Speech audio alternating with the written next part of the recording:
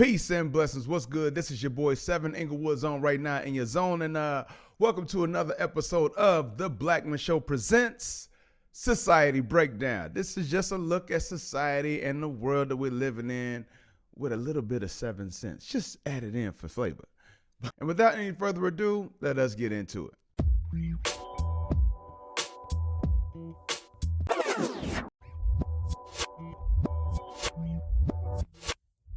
So my wife knows quite a few people here in Kansas City. If you didn't know, we're living here in Kansas City, Missouri. And one of the people that she knows is a creator of the Pink Lips cosmetic brand that you can find at Target, right? And it seems that this owner has unfortunately had been alerted that recently her affiliation with Target will be coming to a very soon and abrupt end. I mean, this person has been for several years successful, and now that it seems like she's already being blindsided by this atrocious occurrence taking place, to her and her business, and she's absolutely not alone. So taking a look at that, in addition to some of these other small businesses that have also been affected. I started to notice a pattern when I take a 10,000, 20,000 square foot step back, view at it, whatever it is. You know what I'm saying? It's like, it looks like these corporations were, looking at the small businesses like, oh yeah, we're all going to play along. We're all part of the get along game. We're going to play well together. And it looked like they were there. That's exactly what they were going to do, right? However, it also could have been just a leveraged asset that they could use that they could get rid of whenever they felt like it. So what I mean is the corporations could do that, right? So here's what I mean. You got government saying, hey, here's some money for DEI initiatives. Here's money for, setting programs aside for DEI and small businesses and blah, blah, blah, right? And so corporations say, oh, we want some of that DEI money. Can we get some, please? And so government hands them over the DEI money, and they say, oh, thank you. Look at these businesses. We're doing DEI stuff. Look at all the DEI stuff. Oh, DEI, come, children, be with us under the DEI plan. And then new government regime comes in and says, hey, you know what? No more DEI. And then all of a sudden, the corporations are like, yeah, what DEI? What are you talking about? We ain't got no, we ain't got none of that. And then they're looking at the small businesses that was helping them, that they got money off of, basically, and looking at them and saying, what money? What are you talking about? This is our money. This is ours. So for both sides, you're seeing what truly the goal was. And that was just to look a certain way, to make things appear to be, to my extent, from my perspective, as they weren't, just so you could just so you could make it through the next regime, because you knew the next regime was going to be something other than what the other one was. You know what I'm saying? So, and again, it's no different than when people were talking about Trump giving out money the first time. Oh, he giving out money, PPP loans. Oh, yeah. I got a small business. People had small businesses out the wazoo, and other folks was like, when did you have a business? When did you have that? It's no different. People was just hopping in line trying to look good so they could get some bread. And so that's the same thing happened with these corporations. They hopped in line so they can get some bread. And now the DEI ain't a thing. Well, isn't the thing that it once was. A lot of people are catching strays as a result of that. So, I mean, I don't think these small businesses were looking at things from a large perspective or a long-term perspective. I think a lot of them were just happy to be into the door in the first place. Oh man, I got my foot in the door. I'm in Target. I'm in a major brand. I'm gonna be nationally distributed. Oh my gosh, look at this, man. I'm on this. I'm on that. Now, look at this circulator. I'm in this ad. Whatever. All of that stuff I can imagine happening. But at the same time, when dealing with some of these corporations, it's a good idea, perhaps, to think that you might be building your business on quicksand. I'm just saying, because they ain't offering any safety nets for these businesses that are catching flack right now. So it's not enough to say I'm not racist. I'm not a bigot. The statements he made are hurtful and they're flat out false. Now, for those of you all who don't know where these statements come from, these are the remarks that were given out by a rabbi who was speaking on behalf of, all J-ish people around. Again, I'm gonna let you know right now, I say J-ish people because I don't want no smoke. But all the J-ish people around the world, he was speaking on behalf of, apparently, when he was talking about how Nick Cannon had disparagingly spoke about the J-ish people. Now, Nick had to talk to a rabbi to be schooled on J-ish lore and history. He had to go on tour and apologize to every J-ish person that he saw with a television camera, a studio, or a network. Anybody that was a J-ish person, he had to make sure that he went and got his penance in. And even after that, Nick had to go on a hiatus. And by the time you saw old Nick again, you would think the boy's lupus was acting up. I'm just saying.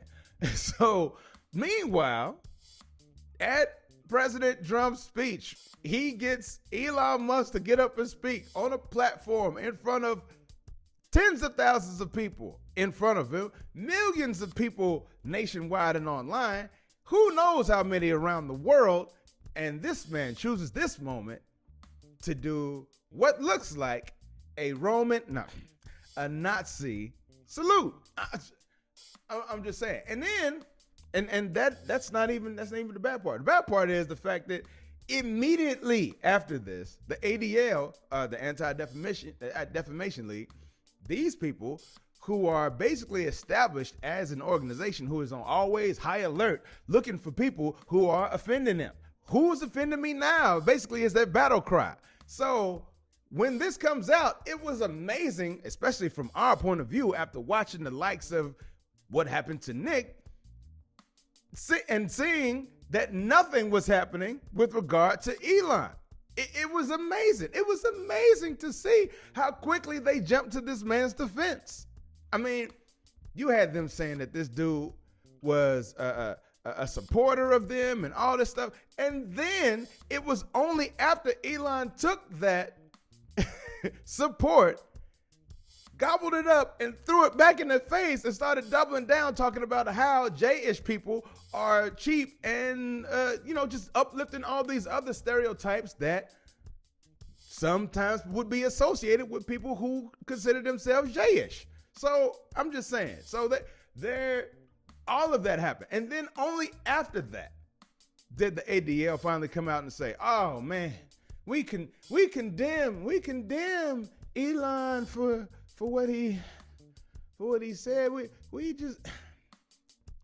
took y'all so long? That's what I want to know. What took y'all so long? You know what I'm saying? I thought y'all was the ones that were so adamant about going after and defending the sensitivities of your people against goofies like ours who were making bad jokes and jabs at your expense. I thought that was the thing, right? I mean, you did it for Whoopi, you did it for Kanye West, you did it for Kyrie, and you did it for Nick. I mean, I'm just saying, I'm starting to notice a bit of a pattern. I mean, because it seems like Elon was afforded something that black people could never get, and that was the benefit of the doubt.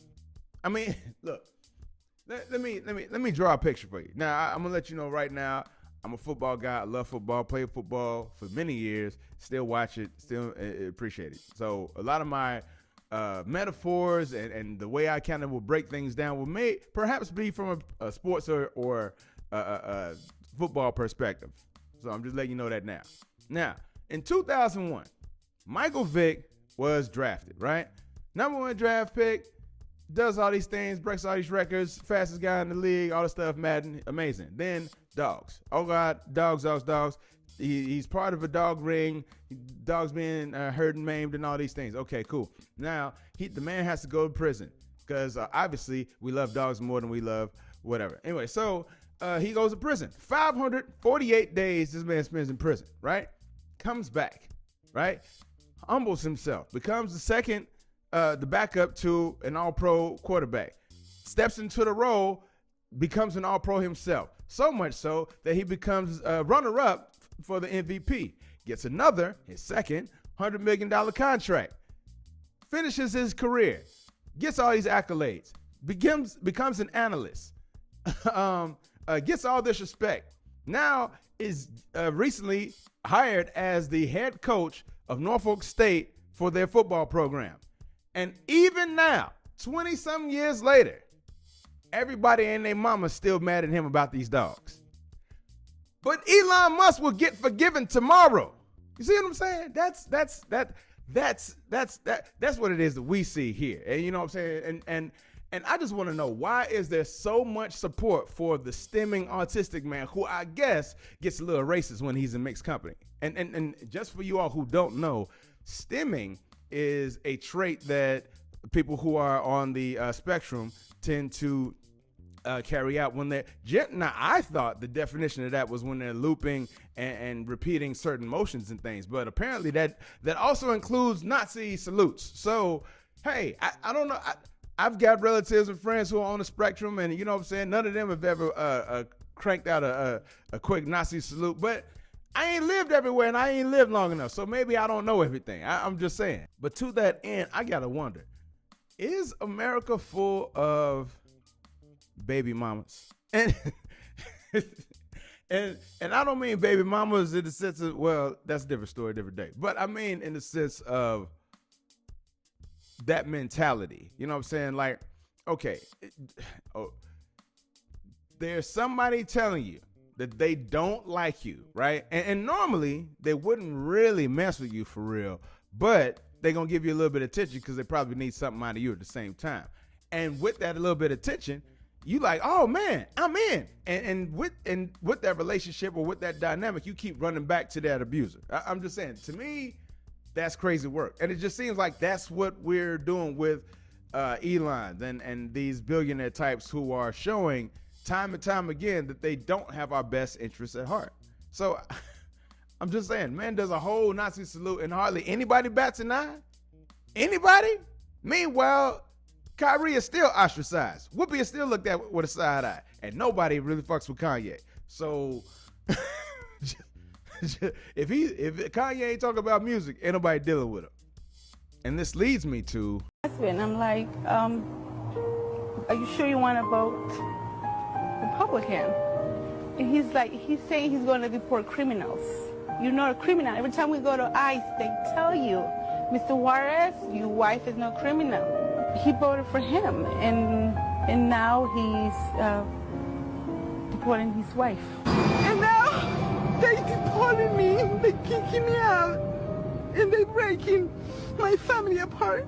Before you enlist in the military, think it twice. Before you marry an immigrant, think it twice. Think it if it's really worth for you to sell this country.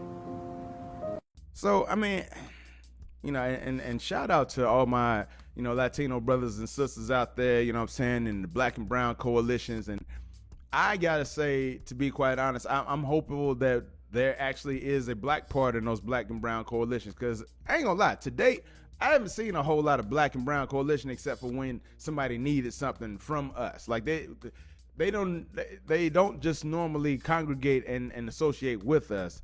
So I'm hopeful, at least in these times when it looks like you definitely need us, you know, things will turn out and play a little bit differently. But I gotta also wonder, because there were so many Latinos for Trump, so many.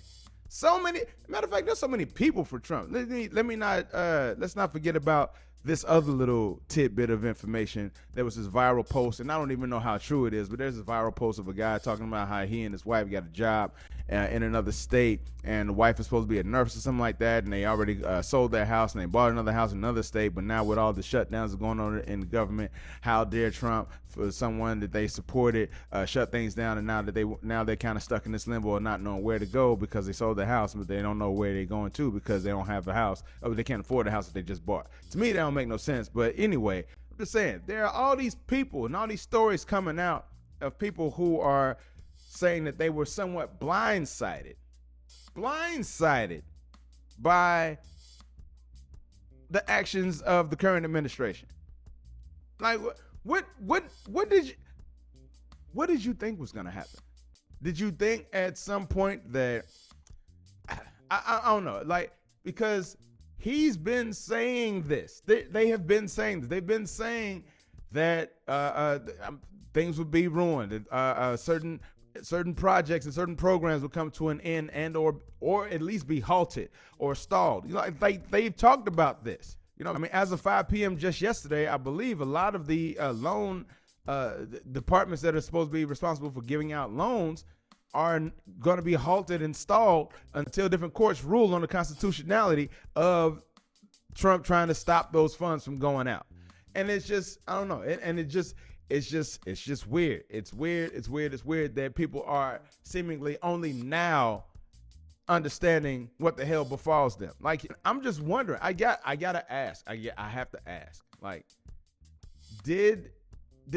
were they telling y'all? Then I'm just asking, like, the Latinos, seriously. And I'm asking this because I don't know. Like, were they telling y'all, giving y'all a different message than they were giving us? Because I mean, I could see that. Hey, guys over here. Hey, y'all vote for me because, you know, hey, I'm gonna get rid of the riffraff, if you know what I'm talking about. And then on the other side, they're like, hey, guys, if you can help me out, I'm gonna get rid of the riffraff, if you know what I'm talking about. And then both sides thinking it's the other people. And then when it happens, you're like, oh crap, you talking about us? You know what I'm saying? So were they giving y'all a different story? Were they telling y'all something different? To me, I'm always thinking the floor is lava.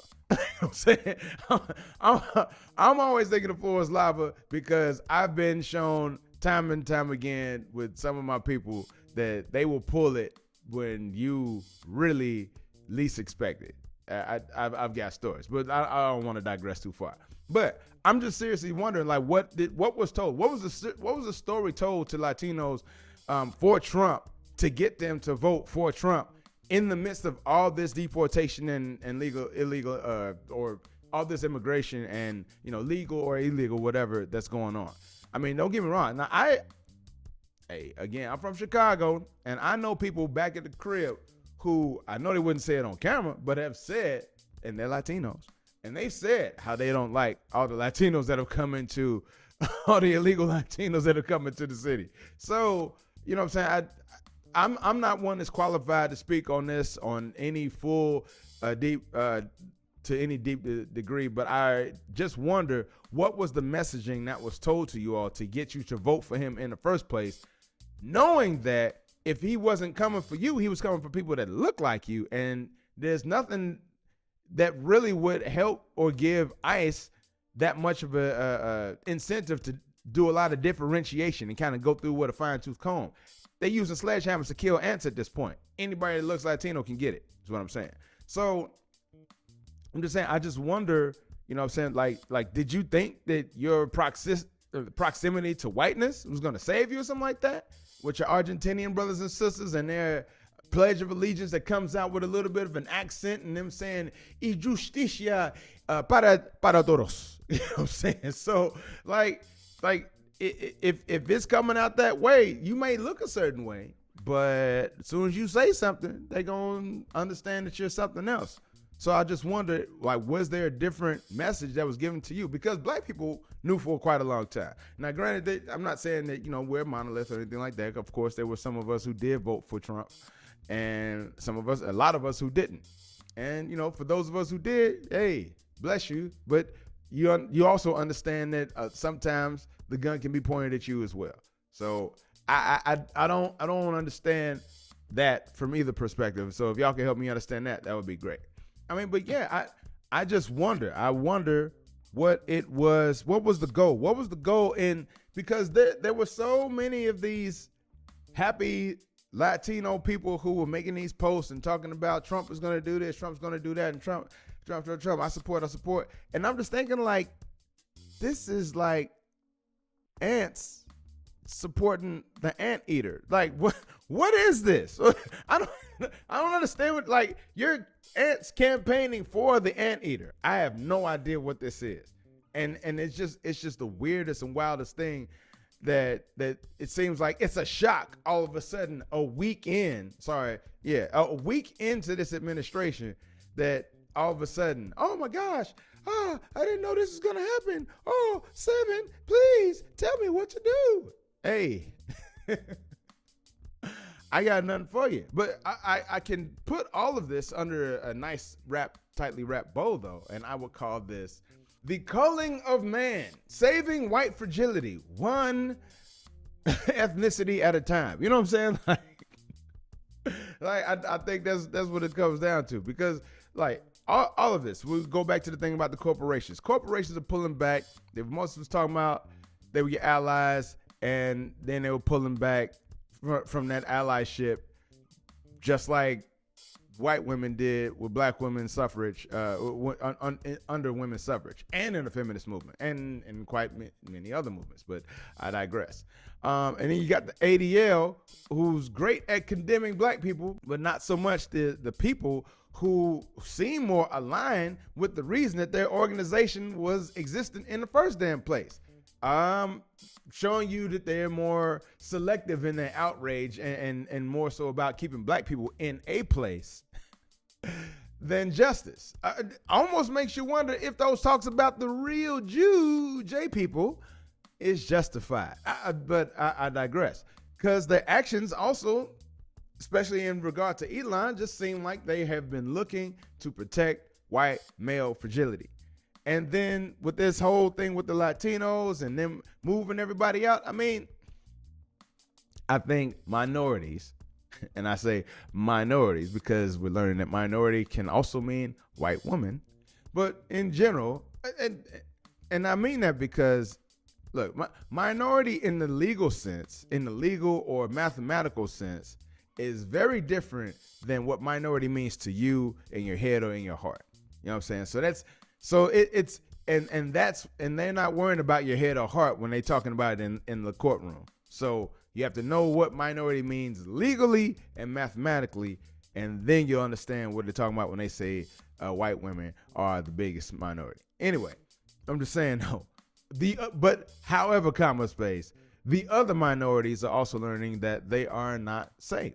You know what I'm saying? And I think one thing we need to realize as a whole is that as they are doing this, protection of the sanctity of America, or whatever the heck these ideals of Americanism is, and while they can't even really define it, but they know it ain't whatever the heck they're attacking, I think they're just showing, one, they don't care about us. And when I say they don't care about us, they care about us as much as they care about our money. So yeah, they care about our money. If you have money, they want to get it from you. That's what they care about.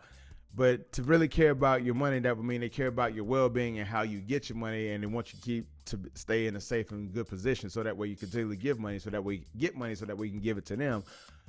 And since they're showing that they don't care about that part, that's what I mean when I say they don't care about us. You know what I'm saying? So long conversation to go a short distance, but hopefully you get what I'm saying. Also, history is a great teacher. We should learn it more. Otherwise, we'll fall victim to it and its echoes. So please learn history, not just because they're good stories, but because they're applicable to your life. And in addition to knowing history, please know what words mean. A lot of people are looking at the Black community thinking that we are the recipients and benefactors of DEI programs and affirmative action programs. And I know affirmative action is no longer, but whenever they hear the term DEI or they hear the term affirmative action, they look to the Black community thinking that we are the benefactor. Now, here's some information for you. The number one recipient of DEI are white women. That is according to the U.S. Department of Labor. You can do a Google search and you will see the primary benefactors of DEI programs are not only white women, but white men. It's difficult for me as, here's the thing, I want to support my people as much as the next person, right? And, I see the sister talking about how the main beneficiaries or the main recipients of DEI programs and dollars and all that stuff, or the main businesses, are white women. But instead of her saying beneficiaries or recipients, she says benefactors. Look up what the word benefactor means. Benefactors are the givers. Beneficiaries are the recipients. Please know what words mean, because when you go on national platforms and you're trying to tell an impassioned story or something that you're really impassioned about, whatever, you sound really strange to people, or it's hard for people to take you serious or to really get into what you're saying if they're like, if they have to keep saying, well, you know what she means. You know what she means. You know what she means. You know what they mean. It becomes a bit much. So, hey, no offense, but I just thought I had to put this out here because I'm tired of it. No words. And I'm not saying I know every single word, but the few that I do kind of revolve my whole lexicon around, I'm pretty adept and adroit with those joints. You dig? And always think the floor is always lava when you're dealing with these big corporations. So please have a parachute, have a plan B, have an escape plan, have something, because even though it feels like it's all good, it may not always be that way. But with that, I will ask you, how do we, as marginalized groups, the other ones, not the white women, no offense, but we ain't talking to y'all. How do we as marginalized groups get ahead without playing into their games that always seem to see us as being disposable? What are your thoughts? I'd love to know your thoughts down in those comments. But with that said, this has been your boy Seven, and this has been Society Breakdown. Please holla at your boy when you get a chance. I'll see you next time. Peace, and I'm out.